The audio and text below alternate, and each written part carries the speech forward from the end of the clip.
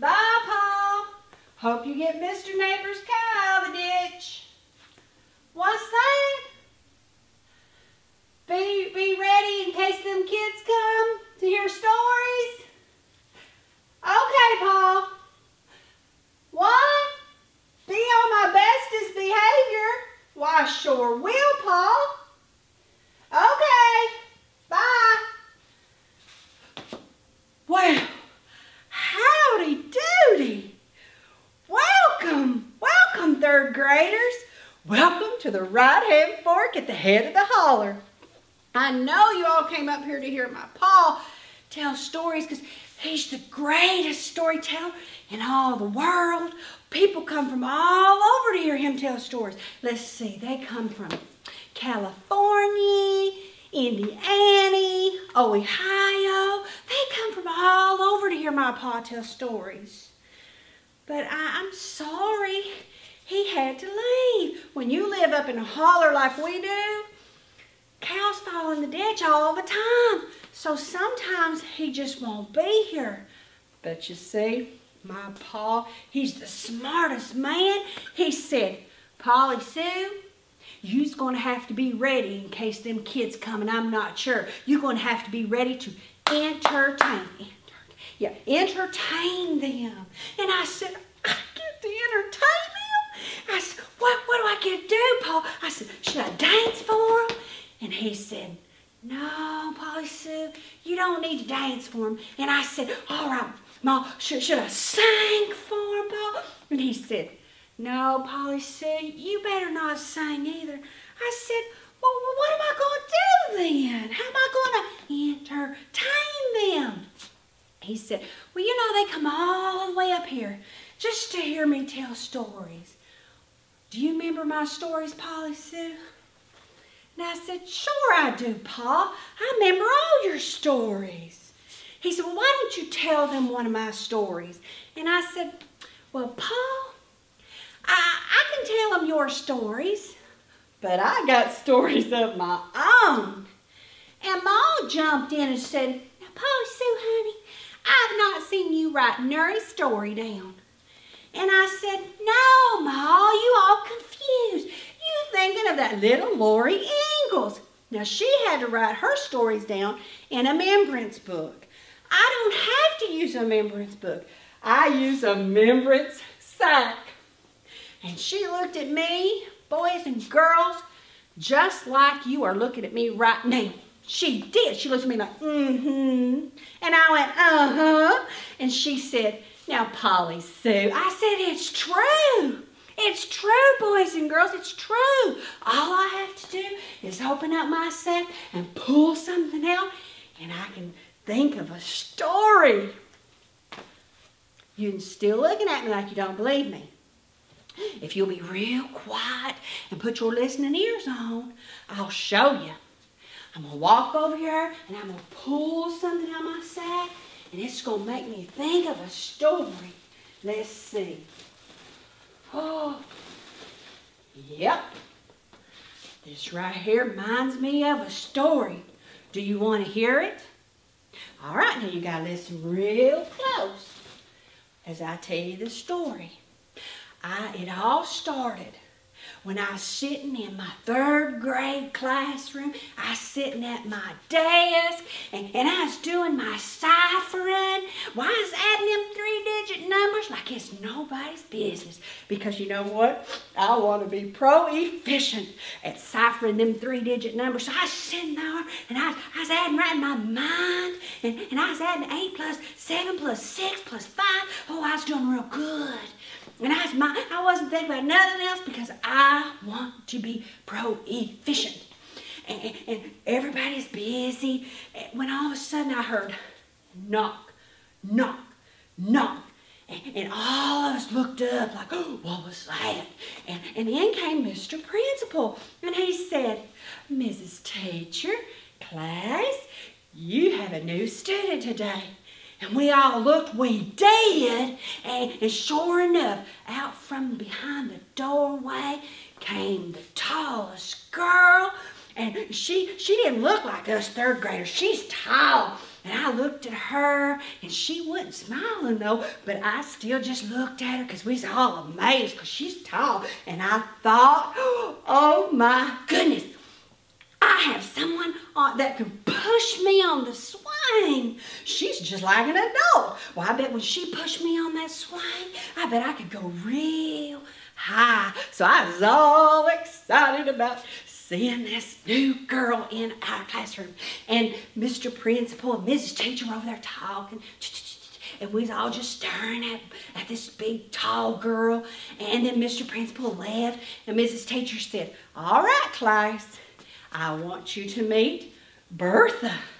And we all looked and went, hi, Bertha. And then I added in my howdy doody holler wave, and she looked at me, and I looked at her, and I thought we was going to be bestest friends. And Mrs. Teacher said, all right, you all go back to your ciphering. And she said, Bertha, you're tall. She said, you know what? We have a really good table for you at the back of the classroom. So Mrs. Teacher and Bertha walked back there. And I was just kind of looking at her because she's so tall. And she just went and sat down. And Mrs. Teacher said, all right now, y'all need to get back to your ciphering. So I got back to my ciphering. She said, you've only got 10 minutes until recess. And boy, I love recess. It's like my favorite time of the day. It's where I get to play. And you know what? Sometimes, if you don't have your ciphering done, or your reading done, or your writing done, you has to stay in from recess and finish it. I ain't going to do that because I want to go outside because Bertha's going to push me on the swing. So I got back to my ciphering, and I was working really hard. And I only had about 4 problems to go when all of a sudden I felt something whoosh in the back of my head, and my face went boosh in the desk, and it hurt so bad. It flattened my nose, and I turned around, and I looked at that old Ricky Ray, and I said, Ricky Ray, did you hit me? Because he's mean. And he said, Polly Sue, I didn't hit you. I said, yes, you did. And he said, no, I didn't. And I glanced just out of the corner of my eye. Bertha was motioning at me, and I'm like, what? And she said, I'm like, what? Pick it up. She was saying, I said, pick it up. And sure enough, there all wadded, just as tight, was a piece of paper. And she said, open it. And I looked, and she said, open it. And I opened it up. And there inside, from Bertha, she had put, I'll see you on the playground, Bertha.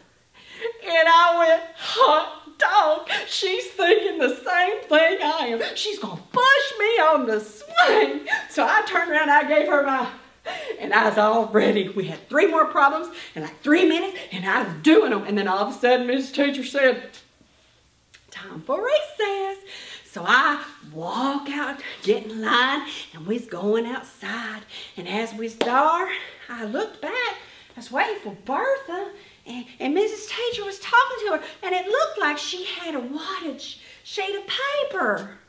And I thought, I can't wait. I was going to waste my recess. So I grabbed my other bestest friend, and I said, come on, let's go seesaw.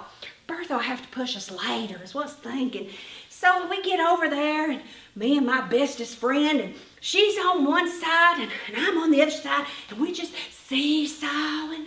We was just happy as we could be, just seesawing away. And you know, anything that I try to do, I try to be proficient at it. And I was proficient at seesawing too. So I sat down there, and whenever I got real comfortable and felt real safe, I closed my eyes. And then I got a little braver, and I stuck my arms out, and I felt just like a bird. I went up and down and up. And about the time I went up real high, I heard my bestest friend go, ah, splat. And then I heard me go, ah, splat. And I sunk 2 inches in the dirt. And I opened my eyes, and I looked at my bestest friend, and I thought, why did you jump off her? I sunk 2 inches in the dirt. It hurt my buttocks. It was hurting. And I looked, and here come Mrs. Teacher, because Mrs. Teacher's so nice. And she said, Polly said, honey, are you okay? And I said, yes, Mrs. Teacher, I'm okay. Just give me a few minutes. And I watched as she walked over there to Bertha. And I watched as my friend was knocking off the dirt and looked like she's rubbing her arm. And Mrs. Teacher was pointing her finger at Bertha, and I didn't know what for. So I just thought, okay, I can do this. I can do this. So I thought, maybe I need to go swing. So I crawled off the seesaw. I crawled off the seesaw and I walked over to the swing. And as I was walking, the swings were all taken, and I thought, oh, I need a swing to sit on. And it's like they all just felt for me, I guess, because we had good kids in our class except Ricky Ray. And they all just moved. They scattered like four winds. And I went up there. And I said, y'all all don't have to leave. But it's like they didn't even hear a word I said. They all left. And I thought, okay. So I got to the swing. And I just sat down slowly. And as I sat there, I just kind of swayed back and forth. And then all of a sudden, I no longer swayed back and forth. I shot back and forth. Someone had pushed me. And they pushed me so hard, well, I almost touched the clouds. And I thought, oh no, I don't feel like swinging like this. So I turned around, and it was Bertha, and she didn't look happy. And I said, Bertha, no, I don't want to swing this high. And she just kept on pushing, and then she finally get one big push, and I went up, and I went up, and I went up, and I went up, and I went over. And when I went over, I went splat right in the dirt. 4 inches in the dirt. And I heard Mrs. Teacher running to me. Polly, Sue, are you okay? And I said, yes, Mrs. Teacher, I'm okay. Just give me a few minutes to lay here. And I was hurting all over. And out the corner of my eye, I could see Mrs. Teacher with her finger in Bertha's face. And I thought, I just got to get off this playground. It's going to kill me. I may not even get to go home. So I crawled out of that 4-inch hole, and I crawled over to a pine tree. It looked much safer. So I sat down, and I leaned up against that pine tree, and I was just closing my eyes when all of a sudden, out behind the tree, popped Bertha. And I could feel her just staring at me.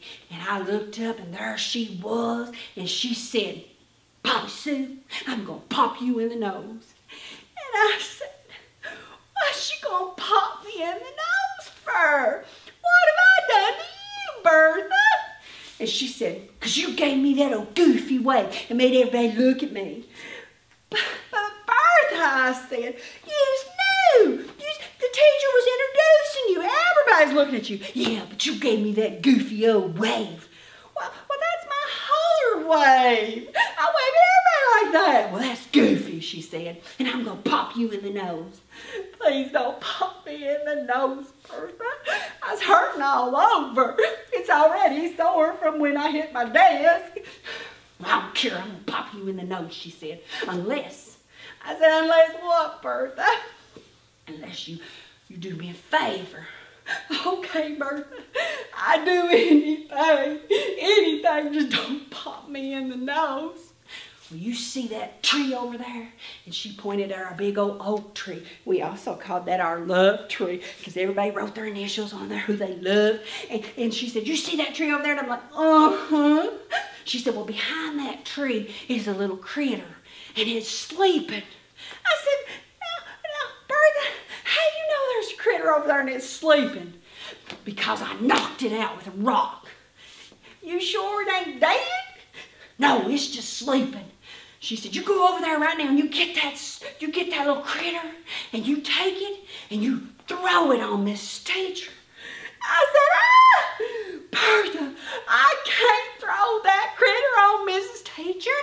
You said it weren't dead. Well, what if it comes to life and it scratches her eyeballs out as it's sleeping on her? She said, well, I'll pop you in the nose. No, don't pop me in the nose. Is there something else I can do? She said, well, all right then. She said, I tell you what you do. She said, you go over there and you put that critter in a little sack and you take it and you give it to Mrs. Teacher and you tell her that's her lunch. I said, okay, I'll go and give her the sack lunch with the little not dead critter inside. So I walked over to the tree and I scooped up the little critter, and sure enough, his breathing, his little body just going out and in. And so I carefully picked it up and I placed it very carefully in the sack. And I thought, oh, poor little critter. But better it than me. So I wrapped just kind of wadded it up and I took it over to Mrs. Teacher. And I said, Mrs. Teacher, Bertha said to give this to you. And Mrs. Teacher, she's so smart. She said, Polly Sue, is there a critter in that thar sack? And I said, yes, Mrs. Teacher, but it ain't dead, but it's knocked out. And she said, do I hear something? Sure enough, you could hear just a little bit of something going on inside that back. And she said, all right, come quickly, Polly Sue.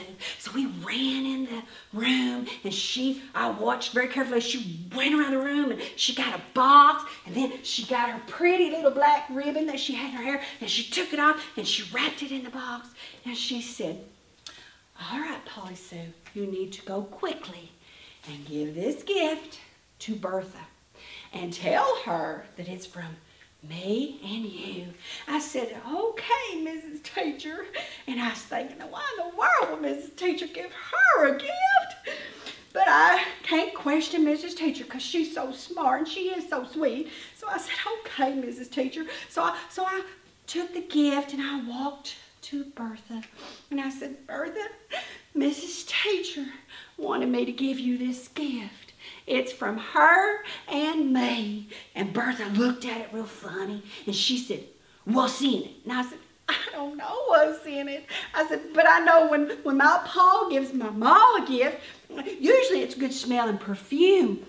And she said, well, all right then. And she took it. And she didn't even care about Mrs. Teacher's ribbon. She just ripped it off there and just threw it on the floor. And then she opened it. And when she opened it, the little critter inside poked up its little tail. And about the time it did, it got Bertha right in the face. Perfume, all right, it came at her and it stunk. And I was like, bleh. I was getting all sick. Bertha, you stinking. Ooh. And about that time, Mrs. Teacher was over there ringing a bell. And everybody was walking by going, shoo, what's the smell? And I'm like, that's Bertha. Woo. And we get in the class and we're all sitting down. The teacher's like, shoo, we got to open up some windows in here. What happened? And I just pointed at Bertha.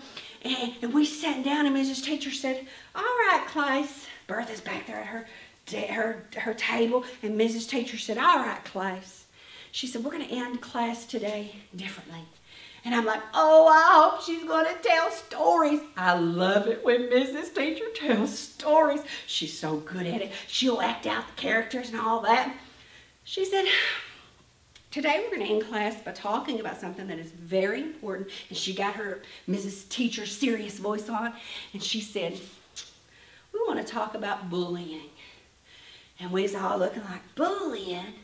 And Mrs. Teacher said, can anyone in here tell me what bullying may look like? And about that time, Lula Gale raised her hand, because Lula Gale always raises her hand. She raised her hand and she said, Mrs. Teacher, I know what bullying is. Bullying is when somebody writes you an old dirty note.